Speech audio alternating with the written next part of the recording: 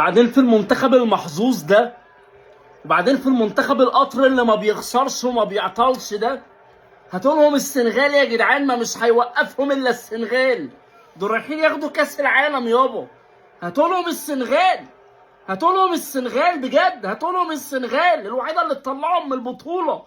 انت ايه يا عم المغرب؟ وانت هتفضل تجيب جول في اول الماتش وتدافع وتنام عليه؟ في ايه يابا؟ ما عندكش غير الخطه دي؟ خلاص الاوبشنات خلصت. في قلوبهم مرض وزادهم الله مرضا. المصريين حاضين المغرب في ممشى، وهذاك الشيء علاش ما وصلوش وما عمرهم غيوصلوا لشي بلاصه.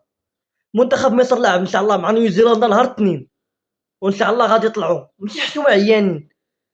وكانت مصر كتقابل راسها وكتقابل المنتخب ديال بلادها، غادي تأهل للدور الثاني، ولكن هي مقابله المغرب. في قلوبهم مرض وزادهم الله مرضا. ما حدكم حاضينا وربي عاطينا. المغرب راه وصلش لهاد الشيء هكاك خدم. في قلوبهم مرض وزادهم الله مرضا، وما حدكم حاضينا، ما عمرك ما توصل لشي بلاصه.